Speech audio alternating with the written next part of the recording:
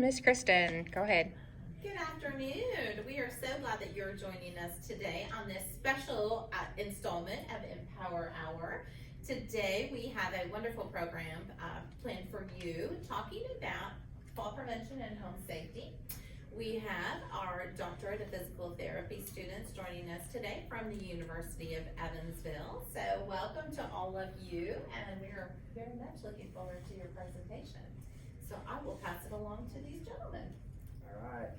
So first off, we just want to say thank you for allowing us to come here today and talk to you about fall prevention. So our objectives for this presentation is by the end, we hope that all you guys here can identify 2 fall risk precautions in your home to help decrease your risk of falls. We also hope that you can describe at least 2 exercises that you can do at home to help build up your strength and balance and help reducing your risk of falling. And we also want to talk about, in case you would have a fall, ways that you can help get yourself up in the safest way possible. So why does fall prevention matter? According to the CDC, falls are the leading cause of death in individuals greater than 65 years old. Every 18 seconds, an older adult has a fall, and every 20 minutes, a senior dies following a fall. And 1 out of every 3 individuals over age 65 has a fall each year, even though the research shows that most falls are from preventable causes. And then the average cost of a fall for hospitalization fees and whatnot is roughly around $17,000. So our goal is to help reduce your guys' risks, to save you guys money and keep you moving around so you can do what you want to be doing. So what exactly defines a fall? So according to the World Health Organization, a fall is defined as any event which results in a person coming to rest on an object that is lower than them. So a lot of us have experienced a time when we've been walking and our feet have caught on something and we haven't fallen all the way to the ground. So you might not think that's a fall, but it still is considered a fall if we're catching ourselves, like on this chair. If that chair wouldn't have been there, we would have fallen down and possibly injured ourselves. So near falls, if people ask you how to fall, we want you to also tell us or let them know that you have lost your balance and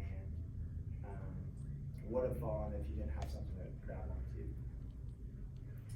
So the fear of falling and the prevalence.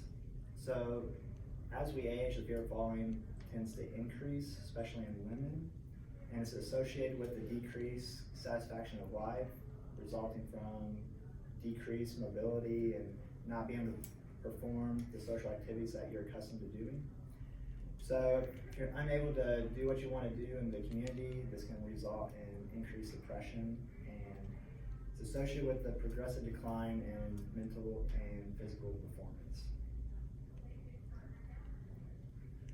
So fear of falling with walking and balance as we age, our speed tends to decline and our step length also tends to decline. So we take a lot of short, choppy steps from just not feeling comfortable walking. So as we walk, as we age, I guess, our unsteadiness tends to increase, so we don't feel as balanced.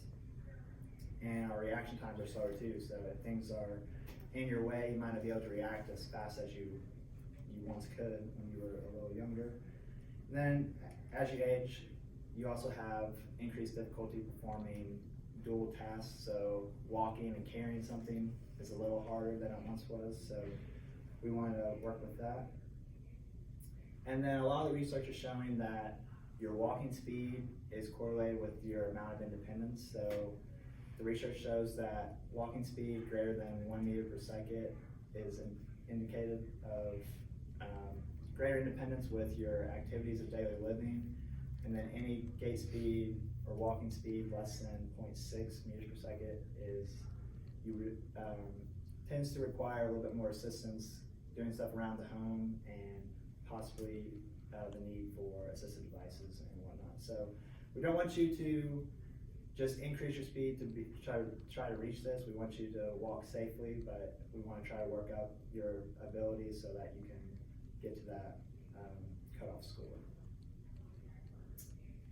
so being physical therapy students, our expertise lies with movement and exercise. So we really wanted to show you all the value that exercise can have in your life and how it can improve your decreased risk of having a fall. So when we did some research, we found an article that had an exercise group, so a group that did exercise for 10 weeks, and then a control group, a group that did no exercise for 10 weeks. They followed them along, did a few balance outcome measures, did a few strength outcome measures. After 10 weeks, the group that did exercise had decreased risk for falls, showed increased strength in all their leg major muscle groups. So we're talking walking faster, like Jalen was speaking on, getting up from the toilet easier, all your normal functional things that you would do every day. And then to go along with that, they have their decreased risk for falls, and that obviously improves their overall function, their way to safely navigate their community. So we did further research too, because we want to identify for you all what the risk factors are for falls. So many of the risk factors are something like age, gender, race, balance strength deficits, vision deficits, neurological conditions, your diet even plays a role. If you have multiple medical conditions, any medications that have adverse side effects, and even when you take multiple medications, sometimes those can impact each other in a negative way, leading to further risk for falls.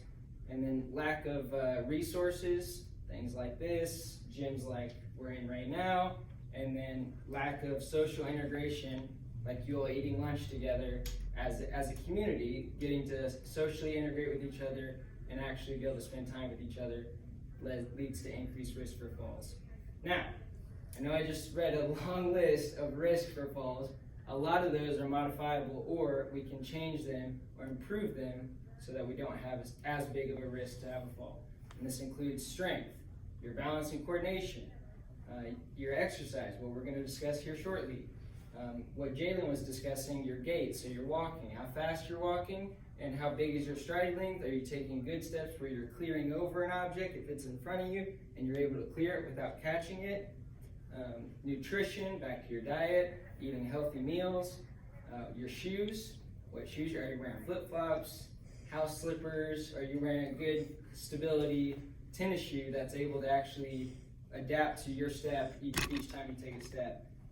Appropriate medication intake per your doctor's orders, and then if you have any complications with your medication, discussing that with your doctor, and they can take the appropriate adjustments as needed. And then any environmental factors in the home, and we will discuss that here shortly with a demo from Johnny and Mitch. All right, perfect. So we kind of talked about falls and what counts as a fall. Now we're going to kind of do an interactive demonstration to kind of identify the number one causes of falls, which is trip hazards, especially in the home. So those of you in audience, we're going to do an interactive demo, and those of you watching on the recording, I urge you to kind of help identify some trip hazards as well. So we kind of got a little room set up here, a little simulation. Do you guys see any trip hazards that you might see? The rug. The rug, perfect. The cord. Cord, got it. The Anything? cane. The cane. And Anything else? whatever else that is. Oh, the scale? Yeah. You see anything else? Oh, the weight. Wait, all right. Anything kind of near me? You see anything? The chair. The chair, there we go. I was gonna say, that's to talk about some common trip hazards at home, we identified quite a few, but small furniture, kind of like this chair where it's kind of not anchored to the ground necessarily, real easy trip hazard, as well as pets and pet bowls and beds, so making sure we know where they are, like the feeding station where they lay, because dogs, cats like to move those, litter boxes as well. Cables, so like we identified there, rugs, very common trip hazard, as well as some sneakier ones, which is door thresholds and loose carpets and floorboards. Now that we've identified some trip hazards, how would you kind of clean this room up? Do we have any ideas on that? Eliminate the rug. Okay, eliminate the rug, good. Anything else? Pick it all up. Pick it all up, good. Put it in a safe spot where we know where it's at. All right. So I mentioned some sneaky trip hazards that we kind of talked about, like small furniture like this, you wouldn't necessarily think of it. Another one that gets a lot of people is door thresholds. So you can kind of see down there, a lot of times we think doors are flat when we walk in, but a lot of times they have just that little lip. So making sure we're aware if we have an assistive device or not to really clear that foot and get that over. And another thing is kind of loose carpet or loose floorboards. So carpet kind of like bunches up like this rug sometimes. So making sure we're able to identify that. Or if you see a floorboard that slides back and forth, make sure you let the appropriate people know and maybe we can get that fixed to kind of help prevent falls. All right, so some modifications that we can make at home. The first one is to assess your home for any trip hazards. So whenever you go home or while you're watching this recording at home, be sure to look around, try to identify any trip hazards you may have or any that we have talked about that you can kind of clean up. The second one is lighting, so making sure there's appropriate lighting throughout the house. That includes lamps, night lights, things like that. And if you notice that a light bulb is out, if you can safely change it, be sure to change it. Or if you can't, let the appropriate people know so you can get that changed to make sure you have appropriate lighting to see where you're going. Next, I know rugs are for decoration, they're really pretty, but if possible, remove all rugs, especially ones where they're kind of flipped over on the corners there. Or at least replace those rugs if you don't want to quite get rid of them. Replace it so they're not frayed on the edges and make sure that we know where they are as well. Maintain a clean living area. So kind of like this demo we set up, we don't want things all over the floor like this. Remotes a lot of times wind up on the floor as well, so making sure we're picking those up and putting those in a safe spot. Careful placement of pet bowls and pet beds, like I mentioned, making sure they have like a feeding area and a place where they can lay. I know dogs like to move their bowl a lot or move their bed to come lay different places. Just making sure we're aware of that as well. Proper traction in the home is a key one.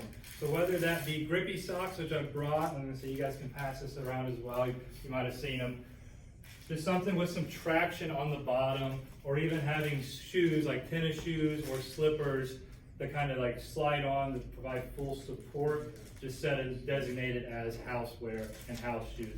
Because a lot of times falls happen on slick floors with just socks. So that's pretty dangerous. We're going to make sure we have proper traction as well. And then some bathroom modifications and the use of assistive devices as well, which Mitch will kind of dive into here a little bit. Okay. So, some modifications that we could do to your bathroom and your home that I want to talk about. First, does anybody know what a shower chair is? Does anybody have one at home? Do you? So that's a really great way whenever you're going to get into the bathtub, whether it's extended out to the edge where you can sit down and scoot over into the bathtub so you're not standing on one leg and possibly causing a fall. So having a shower chair is a really big one, as well as adding like grab bars in your showers or next to your toilets. So that way when you do sit down, you have a way of helping yourself get back up.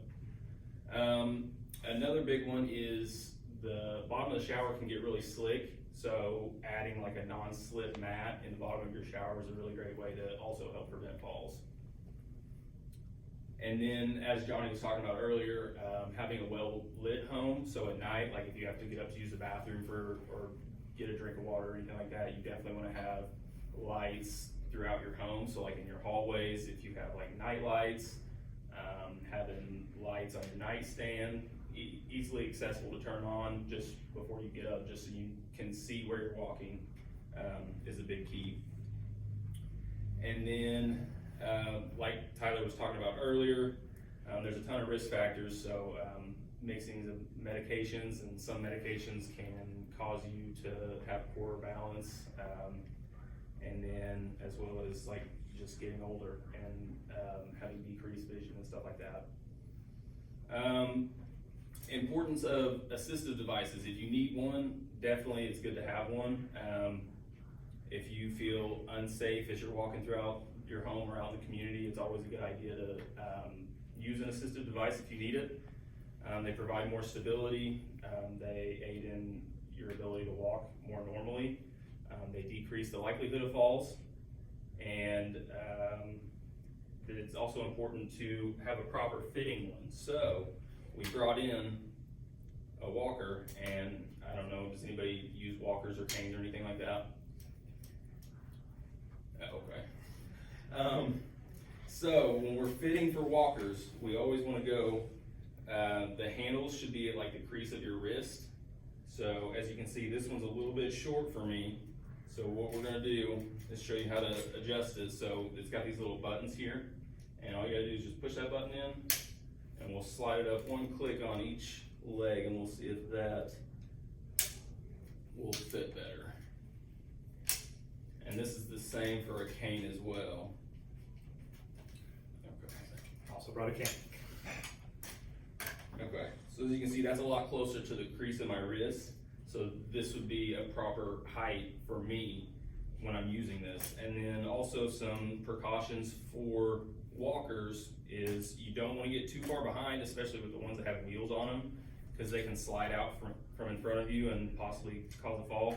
As well as you don't want to step too far in front of the walker to where you're bumping it with your legs, which could also lead to a fall potentially. And then finally with the cane, about the same height, and then it should be on, it's based on comfort, but also the opposite side like of your weak leg. So if you have a weak right leg that you know of, and you would keep the cane on the left side, and you would be using it like this.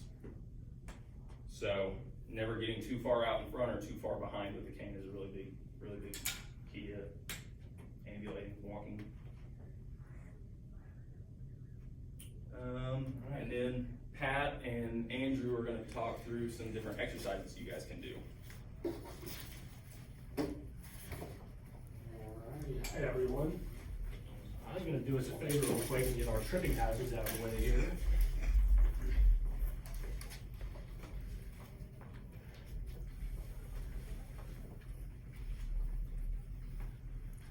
Alright, so me and Andrew are going to be showing you guys some really simple strength and balance interventions and kind of how you can implement these in your home. But before we do this, it's really important that you guys are checking in with your primary care physician, your doctor, and just making sure you guys are safe to proceed with this.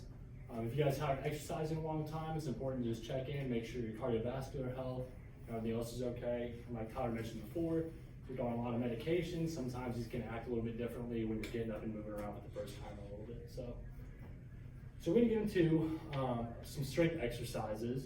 So with our strength exercises, it's important to know that every single person can do these. So whether something's too difficult for you, we can always decrease that level so you guys can do it. And there's a couple different ways we can do that. So big things, we'll hit some upper body exercises as well as some lower body exercises.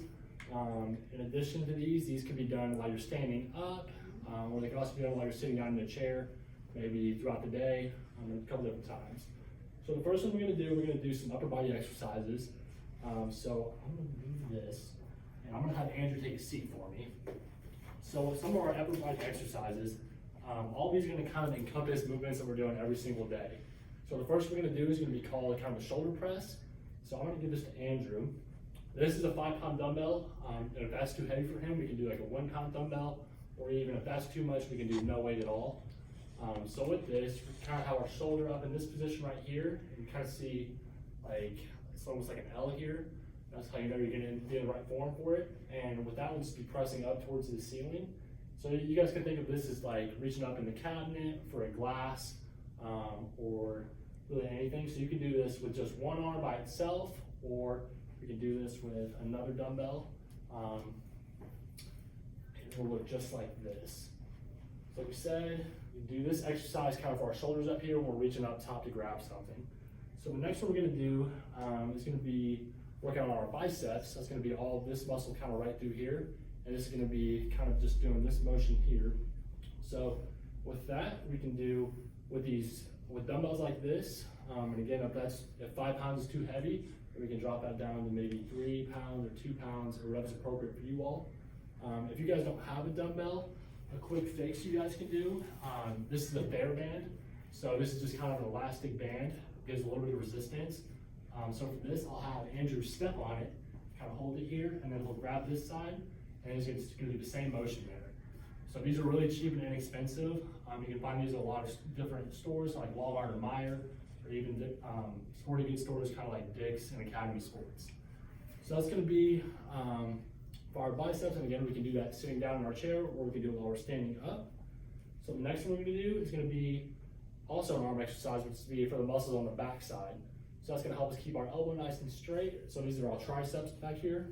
So for this is an exercise you can do with a TheraBand. You can do this at home in your doorway. So for that, I would recommend you can either tie this around a door handle, or if you're really tall like me, you can put this up in a door and kind of close it. And then so we'll demo both of those. So if this was in a doorway, you guys would be sitting or standing, and then it would kind of be anchored to the top of the door, and you're just gonna straighten that arm down. You should feel a nice, good contraction through the back here. And if that's too difficult, then you can be seated in a chair just like this, and then we could wrap it around a door handle, and then Andrew would do the kind of same thing. He would just be pulling back this way towards him. So it's gonna work on our triceps there. And then the last one we're gonna do is gonna be a chest press. So these are gonna be our chest, our pecs here. So these are important for pushing stuff, like you're pushing a grocery cart, or if you need to push like your fridge door shut. So for this, you'll have another TheraBand. This one's a little bit longer. And for this, I would wrap it around the back of his chair here. And I'm gonna give that to him. And then with his arms here, he's just gonna press straight out in front of him. You should feel a nice good stretch there. That's really gonna be working all these muscles here, so we're nice and strong when we're pushing stuff. So moving on from the upper body, we're kind of moving to our lower body here. So first one we're gonna do are gonna be some squats. Is anyone familiar with squats in the audience? Yeah, awesome. Well, they're really easy to do. Like I said, they can be modified to any different level. So with squats, it's important that we have kind of a good base of support for ourselves.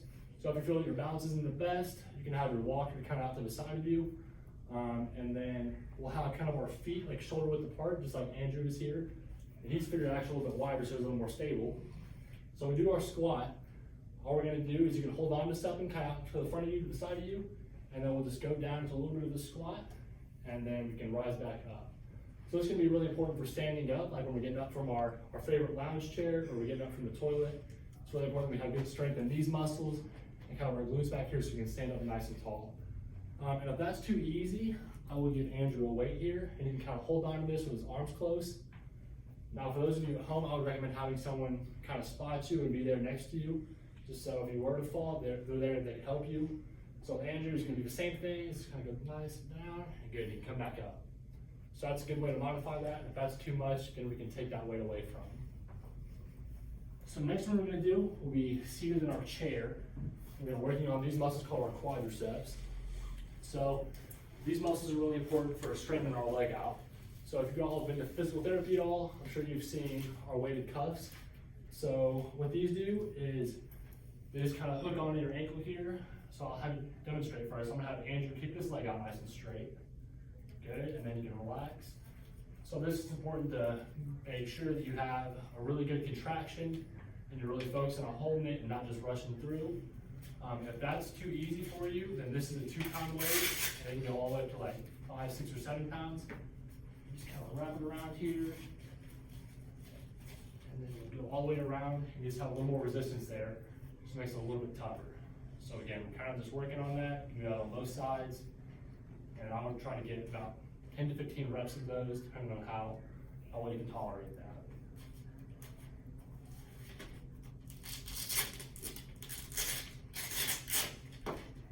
So our next exercise, a little bit difficult to do here. We don't really have a stair in front of us, but I'm gonna put this block out in front. So our next exercise is gonna be called step-ups. So step-ups, this is something we do every day, and it really incorporates all the strength that we just did from our body squats, as well as those knee extensions. So every time we need to take a step, whether that be into the bathroom or into the home, we're all using these muscles. So something you can do here is if you have a handrail, I would recommend holding onto that or a counter, and then we'll put one foot up on top, and then the other will just step up and kind of follow through with that. Just like this. So this is a little bit unsteady, so I would recommend having like a countertop or something that's gonna be really solid for you.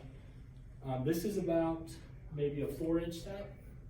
If that's too much, then even just having something, maybe like a small book or something like a telephone book, that's really easy to step up onto. Or if that's even too easy for you guys, just a normal step, it's like 6 to 8 inches tall. That's gonna be really good to do at home. And our final lower body exercise we'll do, have a couple more. It's gonna be using a walker or a countertop or something really steady that we can hold on to. So the first one we're gonna do is just gonna be called heel raises. So that's kind of using all these muscles on the back side here, making sure we can come up nice and tall on our tippy toes. So Andrew's using both hands here to hold himself steady, and then he's just kind of rising up onto his tippy toes and holding it for a second before he comes down.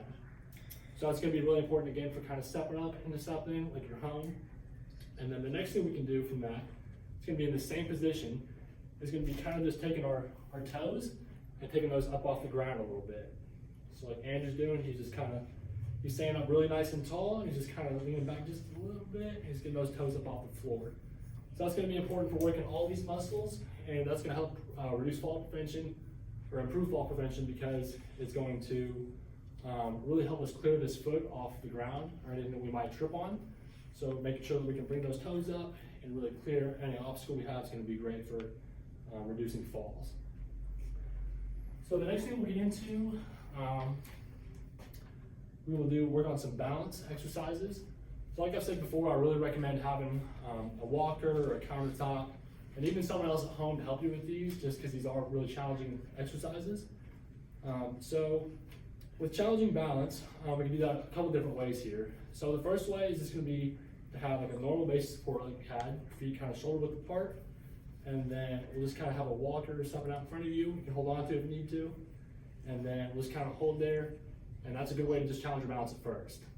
Now, if that's too difficult for you guys, a good way to make that, to really challenge yourselves, is to take those feet, instead of shoulder width apart, just take them inside just a little bit further. So, ways to progress that even further, if that's too much, we can go feet touching all the way together.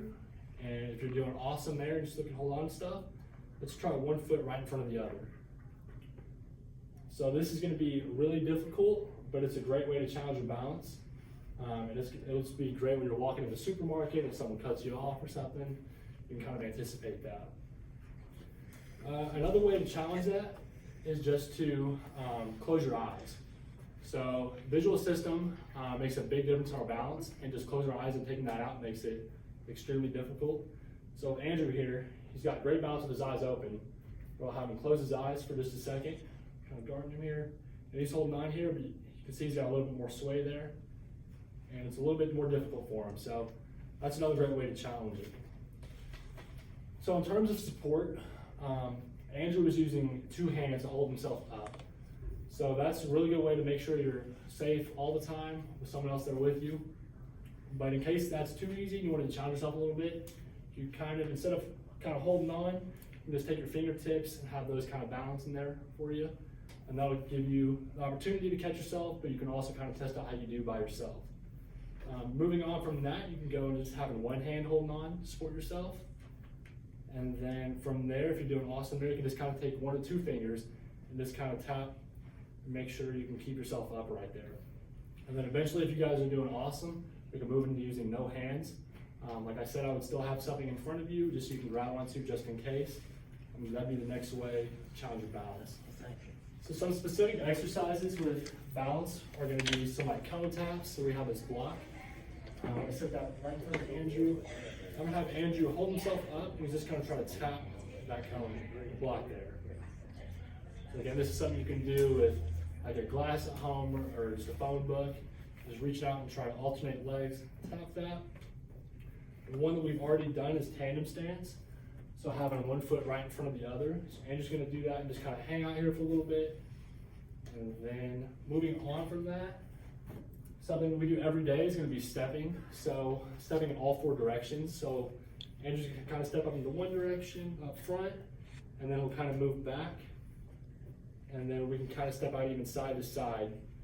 And just making sure that we can anticipate all the different reactions we'll have to do in any given day, and even walking around in our home. If you have a small animal or something, or like Johnny said, some small furniture, it's important that we can kind of step out of that safely and keep ambulating within our home. So I don't know if any of you all are familiar with exercising like that. Have you guys done anything in the crowd?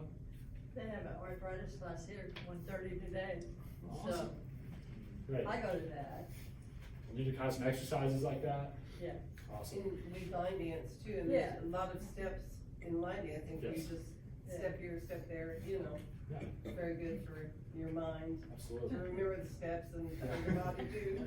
Yeah, so for those of you at home, she stated they have a line dance class here as well as an arthritis class, where they're kind of doing some of those similar exercises.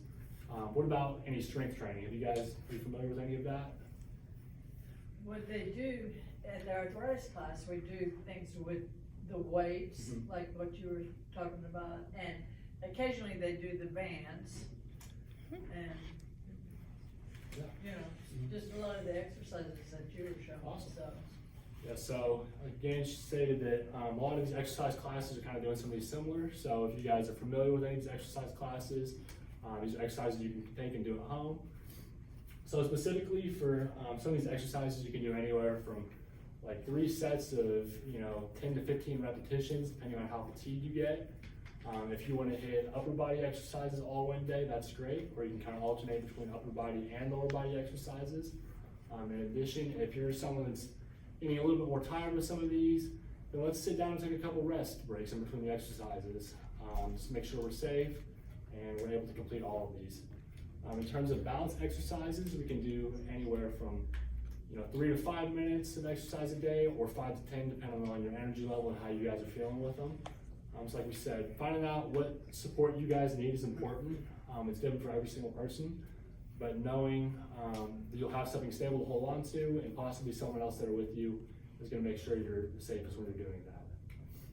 So I think moving forward, I think Andrew's going to show us a little bit about fall recovery here.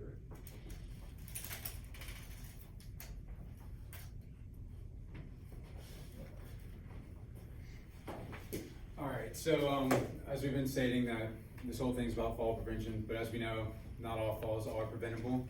So we're gonna just show you and give you a little demonstration of what were to, like how to recover from the fall if you were to fall. So, Tyler, fall.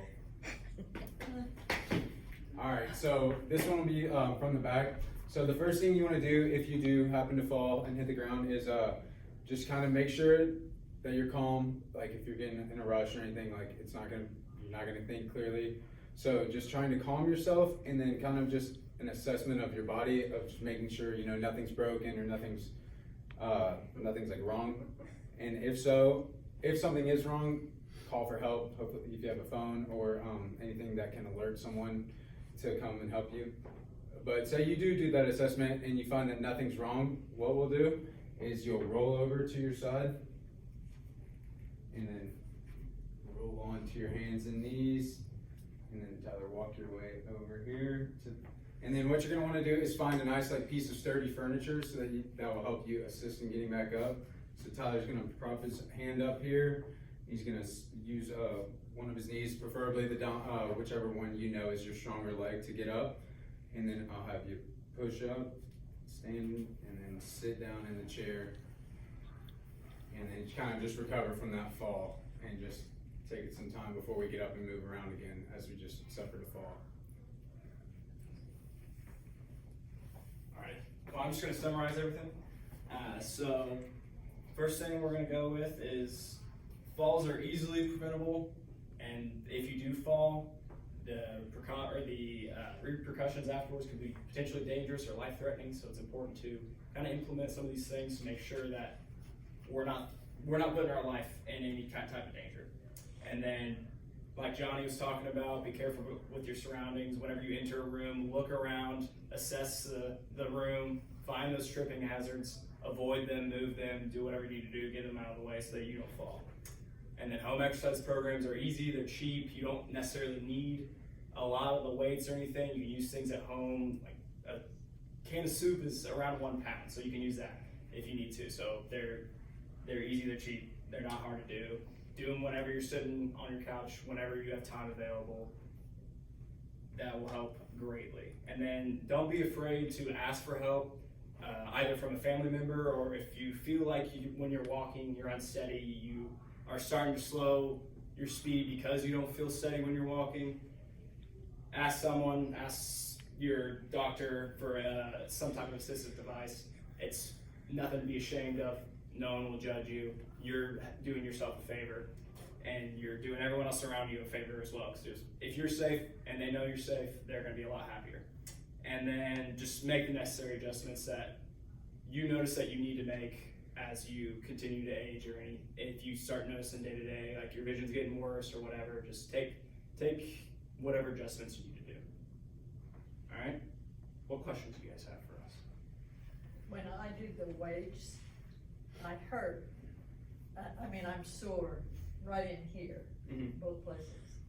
Am I doing something wrong, or is it just, Is it the day after you do those No. exercises? maybe that evening, so, you know? When you do work your muscles, you're gonna cause some strain to them, and Okay. there will be some soreness. If that lasts Okay. for longer than like 2 or 3 days, then we got an issue. But Okay. no, I wouldn't say you're doing anything wrong. As long as it's not hurt, it doesn't hurt whenever you're doing something. Not when I'm doing it, but it's Yeah. afterwards. So afterwards, it's probably just you work that muscle, so it's a little tired. Any other questions? What I have the problem with is, a lot of the steps, like at stadiums and so on, Mhm. they don't have any handrails to hold on to. And I'm a little bit unsure of. You need to stay at home more. That's one where a cane could almost be like a handrail, where you're pressing down and using that for some stability, or if you, Okay. whenever you go to the stadiums or wherever you're going, Yeah. and if you have someone with you and holding on to their hand to make sure you Oh, don't yeah. fall is not. That's what I do. Yeah, there you go. And then another option, if you're not feeling either of those, instead of walking straight up the stairs, you can kind of turn yourself at an angle, and maybe Okay. there's at least a wall there on the edge or something. You can take a step, Okay. use the wall, take a step. You'll just feel a little bit more stable that way. Okay. I know it is scary, stuff like that. Yeah, it is.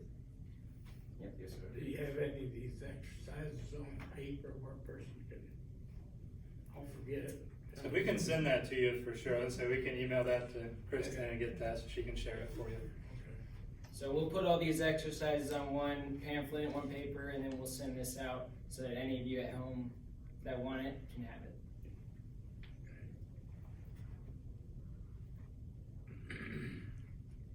Anything else? Good. Okay. All right. Well, thank you all.